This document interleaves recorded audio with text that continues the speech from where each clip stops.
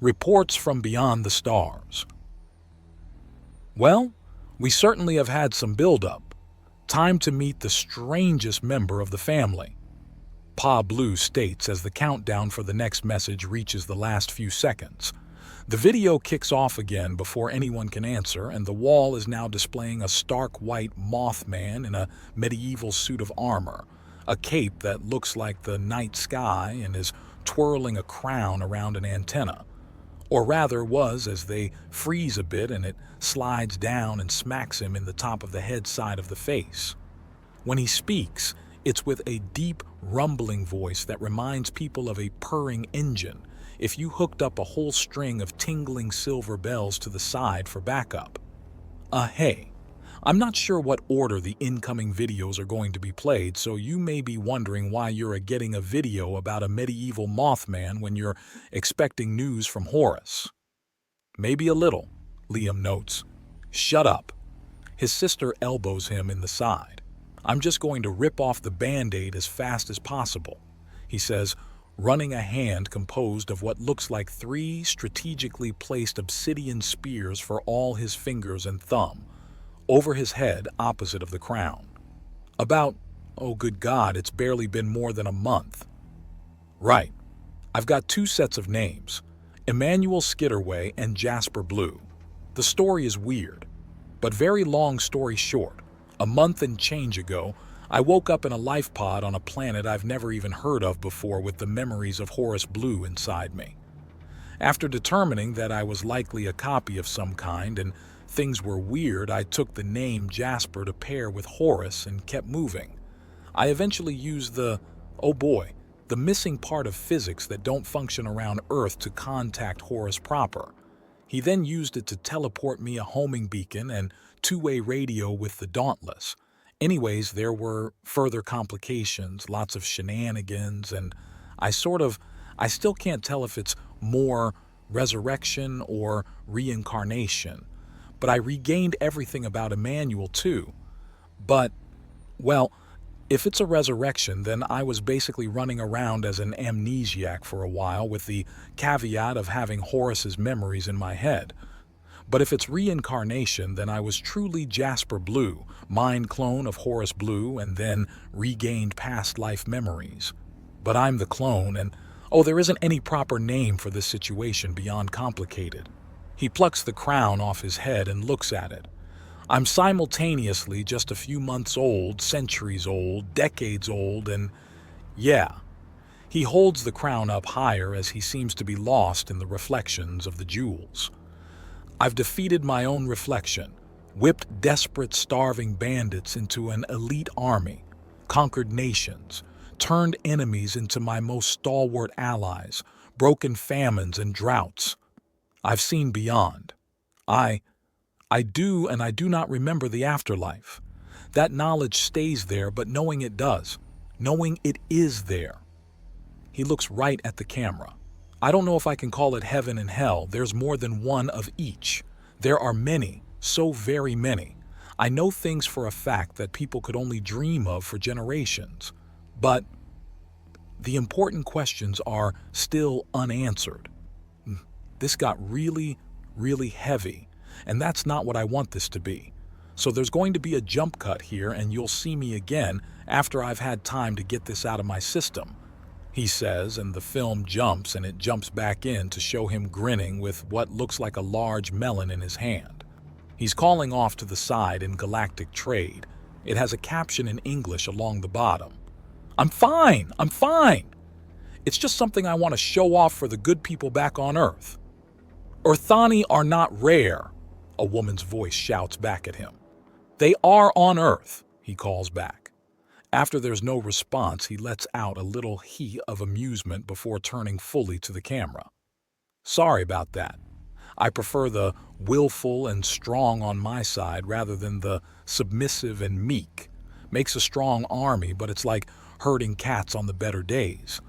That's familiar, Mama notes with a big grin. Hey, Pa says, and she gives him a light shove. Anyways, I am an Orthani. As you can clearly see, I evolved from a moth and my anatomy is very different.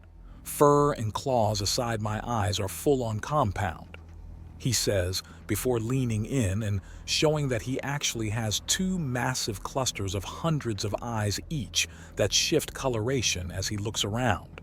He then leans away and tosses the melon a few times.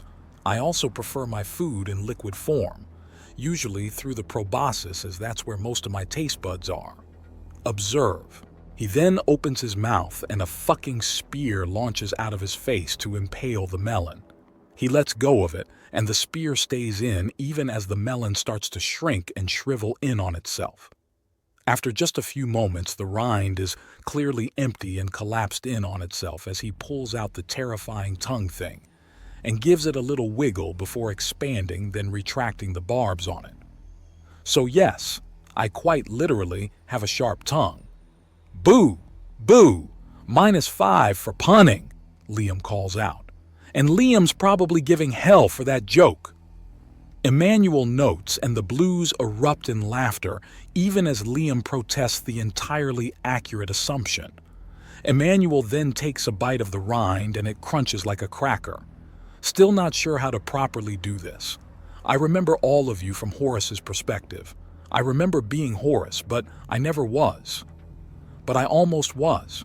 It's complicated. He takes another bite out of the rind before tossing the whole thing in his mouth.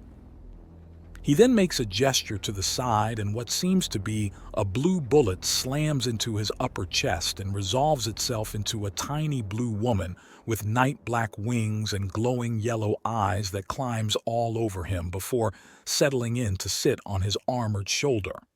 Right.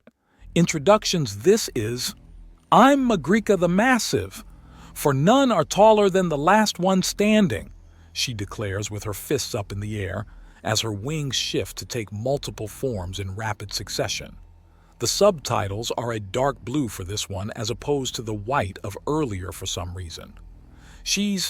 I'm the one who broke him out of the grip of the grand midwives.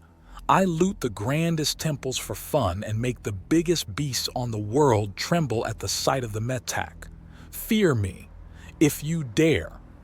She's got enough chutzpah for both of them. Why would I fear you? You're adorable. Emmanuel teases her with a pat on the head and her wings wrap around his claw, and she proceeds to get physics to sit in the corner as she somehow slams him by sweeping him over her head and into the ground without falling herself. He's clearly unhurt if his laughter is any indication, but the impact was enough to get the camera to jump.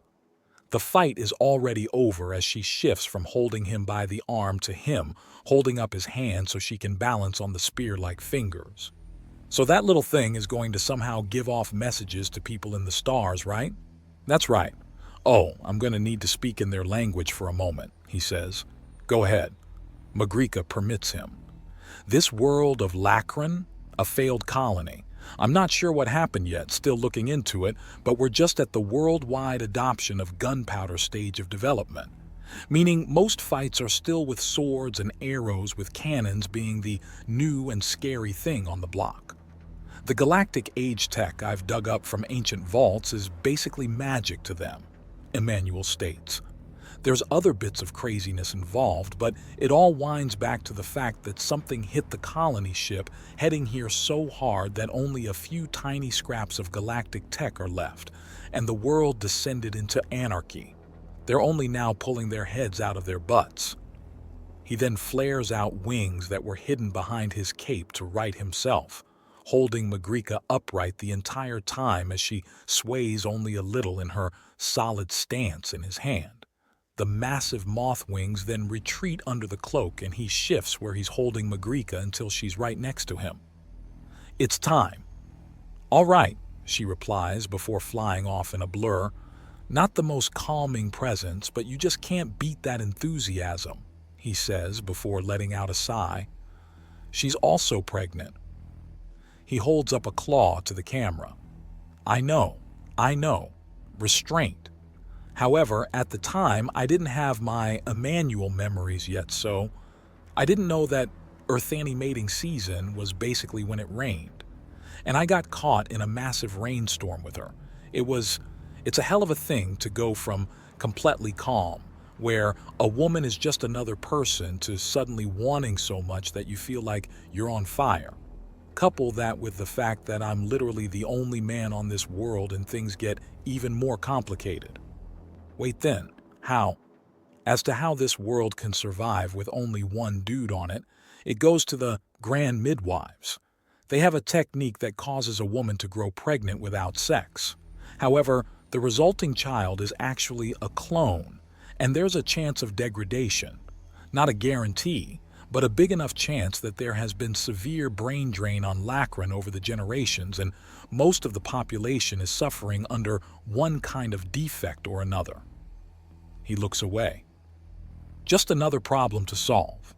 It's easy to think circles around these people, but they have so many problems easily fixed by common sense. Oh, here they come, he notes before frowning. And stop marching like a prisoner to the rope. This isn't that bad. A young woman whose hair seems to be nothing but golden light marches in, followed by a winged woman in plate mail armor. She glares up at him and he plants his obsidian claws on his hips and matches her gaze with ease. Despite the fact that she's maybe waist height, at most. Zavaya, this is important, and he begins and she crosses her arms and looks away. And you're in a snit again. Great. She glares up at him again, and it's clear her gaze focuses on the crown. He puts a claw on her shoulder and draws her close before speaking in English again. Meet my adoptive daughter, Zavaya. She was the queen of Miru before I took the throne and crown, literally, legally, and metaphorically. She was looking to be basically Caligula, but turned out to be more Marie Antoinette. Long story short, I rooted out the puppet masters, and now I have a country to babysit, as well as its deposed and racist queen. Apparently she was raised in the belief that only light Arumenta are worthy of noble titles, and dark Arumenta are evil, fire, earth, air, and water, only good in the labor and serving classes. So yeah, deprogramming that stupidity, getting her a proper education, and trying to give the little girl a childhood is coming up against the problem that she doesn't want one and wants the throne back. As you can imagine, there's some tension, he says, ruffling her hair, and she manifests a hammer of solid light and slams it into his breastplate. It rings like a gong and shatters the conjured weapon. She then huffs again and crosses her arms once more. Teenagers, am I right? Wow, Liam states. Anyways, I should probably keep this to a reasonable length. I have been bargaining with representatives from the independent cities about trying to calm them down. I also need to find a way to make contact with the archipelago that has all the tribes on it, find a way to spy on or at least contain the Slaver Empire and keep prepping this world for when galactic rescue arrives. So much to do. So in the interest of reasonableness, this is the Paladin Lady Aelur, champion of the Grand Midwives.